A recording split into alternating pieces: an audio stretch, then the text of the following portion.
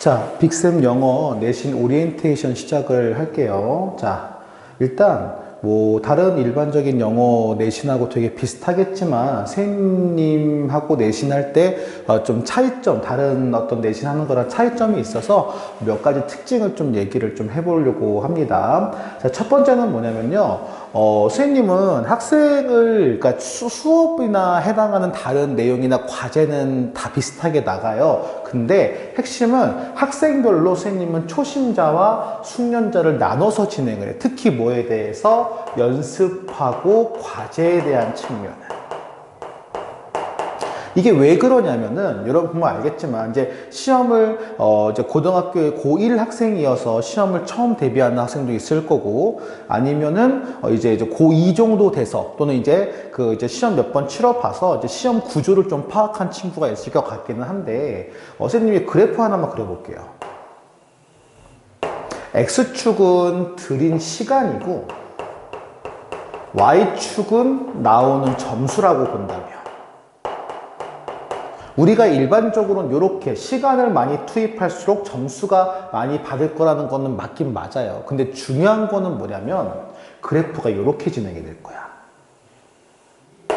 약간 지수함수 모양처럼. 이게 무슨 얘기냐면 쉽게 말해서 어느 일정 정도에 대한 점수대까지 오르는 데는 어느 점수대까지 오르는 데는 필요한 능력이 이만큼이지만 여기서 지금 요 정도 점수를 내가 한 5점을 더 올리겠다라고 하면은 그러면은 해당하는 노력이 거의 배 또는 그 이상만큼이 필요하다는 얘기거든요. 그러니까 이게 좀 잘못 나와 있네요, 보니까. 그러니까 쉽게 말하면 내가 한 0점에서 55점을 만든 거, 예를 들어 한 20점에서 55점 얻는 노력보다 90점에서 95점 만드는 게 0입니다. 0이고 0이에요, 0. 90점에서 95점 맞는데 드는 노력이 훨씬 더 크다는 거죠. 쉽게 말하면 뭐 여러분 게임에서 레벨업 한다고 생각하면 될 거예요. 상위 레벨로 올라갈수록 어마무시한 노력이 필요하죠. 여러분도 알겠지만. 그래서 기본적으로 어떤 최고 목표의 한계를 긋는다는 게 개념이 아니라 초심자는 결론만 얘기하면 우리 맞출 수 있는 문제는 모두 맞춰보자라는 게 선생님이 말하고 싶은 거예요. 그러니까 예를 들면 그게 객관식이라면 적어도 객관식 문제만 다 맞아보자 라고 하는 게 최저 정도로 객관식은 다 맞도록 노력을 한번 해보자. 그리고 객관식을 고를 때 실수 없도록 문제를 한번 풀어보자 라고 하는 목표라고 하면 되고요. 이 각자 본인 학년에 맞춰서 기준으로 보면 딱 이게 정해진 건 아니야. 그러니까 가운데 있는 친구, 애매모호하게 한 60점 후반대에서 있는 친구들은 선생님과 같이 얘기를 해봐야 되겠지만 보통 73점 기준으로 그 이하라고 하면은 초심자 세팅으로 하거나 아니면 내가 조금 더 디테일하게 공부하고 싶다. 세세하게 의미 파악을 하면서 공부하고 싶다라면 뭐 본인 실력이 돼도 초심자로 이제 우리가 그 수준에 맞춰서 진행을 해도 될 것 같아요. 뭐 해당하는 거. 그리고 모의고사 기준이 13점 이상이다. 그러면 창의적인 문제, 여기서 말하는 창의적인 문제는 보통 서술형에 해당하겠죠.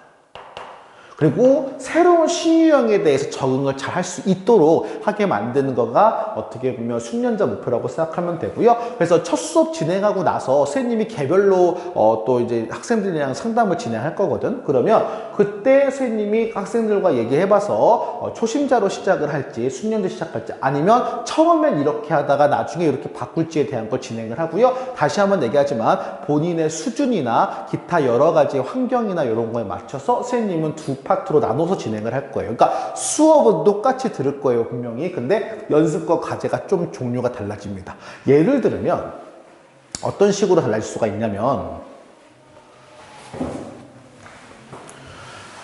시험을 지난 지 2주차가 되면 이따가도 얘기하겠지만 선생님 같은 경우는 다회차 수업을 강조하기 때문에 2주차가 진행되면 적어도 2주 안에 여러분 내용에 대한 부분들의 설명은 다 끝날 거란 말이에요. 그러면 2주차가 된 시점에서 초심자는 뭐가 되냐면 한 문장 단위마다 해석이 마무리가 돼야 돼. 이 해석은 이따가 설명하겠지만 우리말로 완벽하게 해석한다는 게 목표는 아니고 내가 한 문장 한 문장 단위마다 문제마다 단어를 알아서, 단어가 제일 중요하겠죠. 무슨 얘기인지 안다 플러스 그 회차별로 1회차에 대한 객관식 문제를 다 풀었다. 객관식이 포인트예요. 다시 한번 얘기하지만.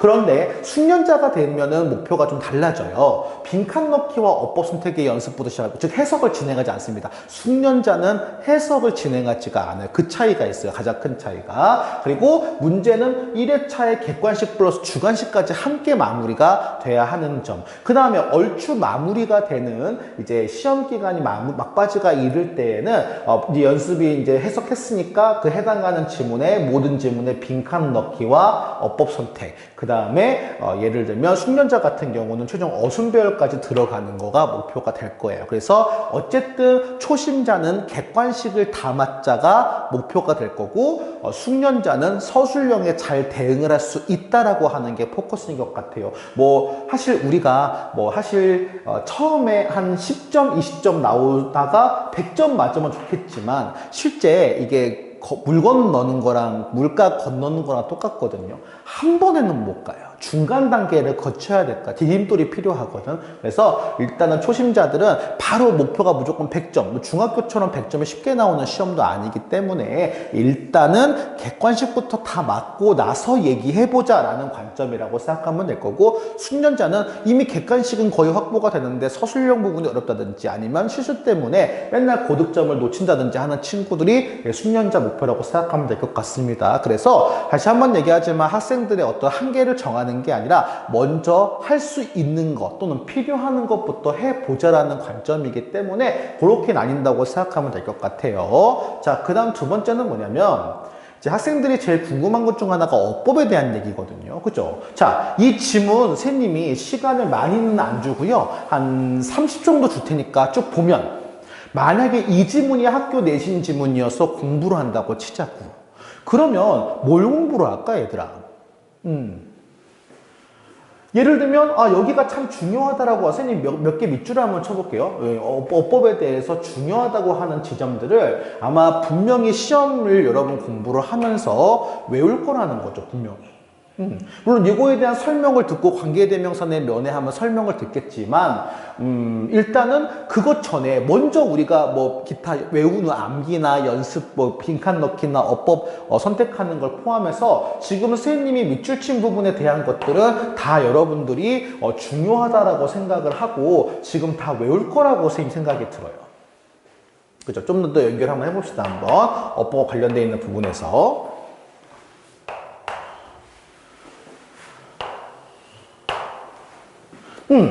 지금 표시한 이 부분에 대해서 중심적으로 어법을 본다고 쳐보자고요. 그리고 이 문제가 바뀌었어요.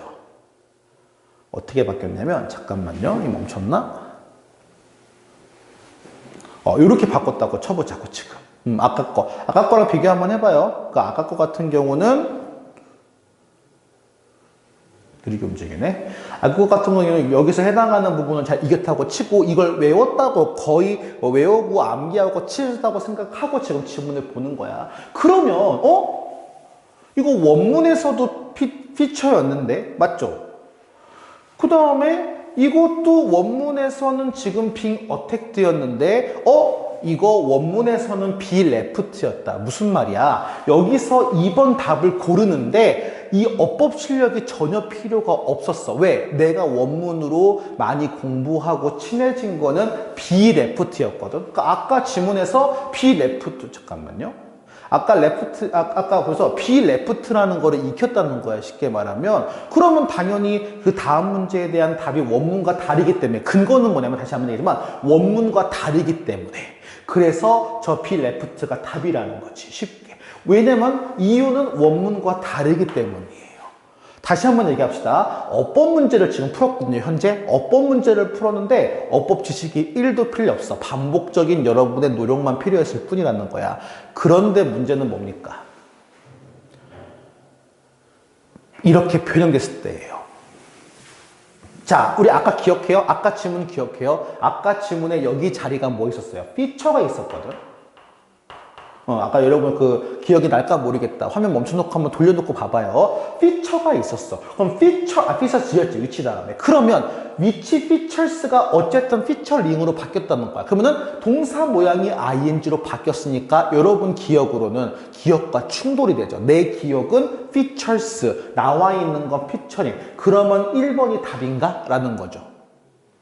2번은 원래 거랑 지금 뭐 똑같으니까 답이 아니라고 봅시다. 3번 가볼게요. 이 부분 기억해요? 여기 부분에 뭐 어떻게 나왔어요? 아마 of being attacked가 나왔던 것 같아요. 선생님 기억에도 of being attacked가 나왔던 것 같아요.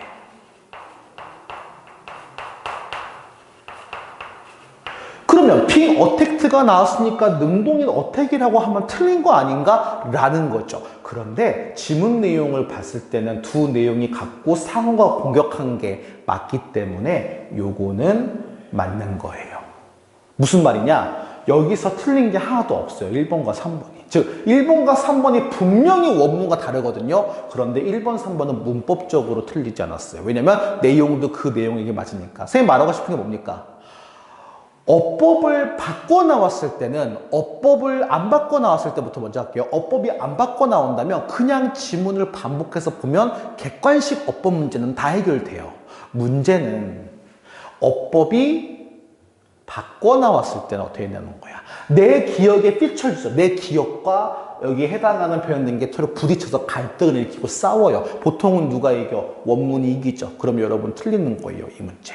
무슨 말입니까? 어법 공부를 할 때는요, 아예 어법이 안 바꿔 나온다면 암기로 들어가는 게 전략적으로 맞는데, 어법이 어차피 바꿔 나올 거라면 그냥 어법 공부하듯이 여러분이 특정 부분을 물론 중요해서 암기하고 공부는 하겠으나 그게 왜 그런지 이유를 다 알면서 변형된 것도 같이 신경 쓴다면 그냥 어법 공부를 하는 게 맞아요. 시험 지문 어법 공부가 아니고요. 그냥 어법 공부야. 그래서 선생님이 제안을 하는 게 있어요. 뭡니까?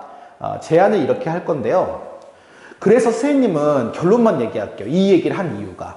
그래서 수업 시간에 첫 번째 수업을 할 때는 어법 수업을 진행하지 않을 거야. 어법을 제외한 나머지 내용에 관해서 선생님 수업을 할 거야. 이유는 뭡니까? 어차피 어법은 바꿔 나올 거란 말이야. 바꿔 나오지 않으면 외워서 처리하면 그만인데 바꿔 나온다면 원래 있는 게 그거라고 외우는 거가 크게 중요하지 않고 그게 그렇게 ing나 pp가 원래 나오는 이유를 설명하는 게 큰 의미가 없어요. 그래서 선생님이 이렇게 그 내용 중심으로 주제나 문장 흐름 그리고 제일 중요한 어떻게 어휘가 변형돼서 나올까에 대한 1회차 수업을 진행을 하고 이 1회차 수업은 평균적으로 2주 정도면 진행을 할 예정이야. 왜? 어법을 빼고 나머지 수업을 빠르게 속도감 있게 진행하기 때문에 2주간 안에 여러분 내용 정리를 할 수 있을 거예요. 그리고 물론 해당하는 뭐 주간 테스트나 그런 건 나중에 또 선생님 얘기를 해줄 거고요. 그런 다음에 두 번째는 어법만 진행할 건데 원래 나와 있는 어법 문제를 선생님이 모의고사 또는 객관식 어법 문제로 다 바꿔버릴 거예요. 그리고 그걸 제한 시간 내에 풀고 전범위에 대한 이론을 한번 훑을 거예요. 그러니까 관련된 거 문제가 예를 들면 오지선다형 있죠. 오지선다형 문제로 모든 지문을 바꿔서 제한 시간 두고 풀면 전반적으로 모든 어법을 다 건들게끔 선생님 문제를 낼 거거든요. 그러면 여러분 그래서 이거를 외워서 푼다라기보다는 이러니까 이런 경우에서는 이러니까 이게 맞구나라고 이렇게 이해하시고요. 그리고 하나 더 어법이 전범이기 때문에 여러분이 어법 전체를 다 모를 리는 없어요. 분명히 중학교 때부터라도 해서 공부를 했으면 일정 부분의 어법은 알아. 근데 예를 들면 이런 거죠. 선생님 저는요. 대완만 나오면 좀 흔들려요. 헷갈려요. 그러면 분명히 우리가 나오는 어법 문제도 대완이 나오겠지. 그러면 이거를 여러분들이 같이 이제 익혀가는 거예요. 그래서 최소한 요 2회차 수업할 때는 내가 부족한 거를 좀 얻어가야 되겠다. 단순히 시험 문제를 맞추는 게 아니고 전체 어법 중에서 내가 부족한 거를 좀 챙겨가겠다라고 관점 보시면 될 것 같아요. 그 다음 3회차 수업이 조금 어려운 난이도 높은 수업이고 이쪽은 솔직히 초심자보다는 숙련자 할 때 조금 더 포커싱에 맞춰주는 수업인데 뭐냐 서술형 영작, 후보군 문제에서 영작하고 더 중요한 거 선생님이 객관식 어법 문제를 낼 건데요. 다 바꿔낼 거예요. 무슨 말이냐? 여러분 기억으로 풀지 못하게 모든 어법을 다 바꿔낼 거예요. 다만 내용은 똑같습니다. 내용은 똑같은데 어법이 바뀌어요. 그럼 5개가 기억과 다 다르죠. 그 중에 하나 답을 골라내. 무슨 말이야? 4개는 바뀌어도 맞는 거고 하나만 틀린 거예요. 또는 2개가 되겠지. 정답은 랜덤으로 내가 진행할 거예요. 그래서 뭐 다 맞는 문제도 있을 수 있겠죠. 다 틀린 문제도 있을 수 있고. 그래서 변형했을 때 어떻게 대응하는지. 이 수업이 가장 까다로운 수업일 거예요. 그리고 대다수의 학생들이 느끼기에 학교에서 어떻게 영어가 바꿔 나오든 이것보다 어렵게 나오지 못할 것 같아요. 왜냐면 바꿔 나오니까 기억과 엄청 충돌할 거거든요. 그 모의 상황을 마련해서 대응하는 연습을 해볼 거예요. 완벽하진 않지만.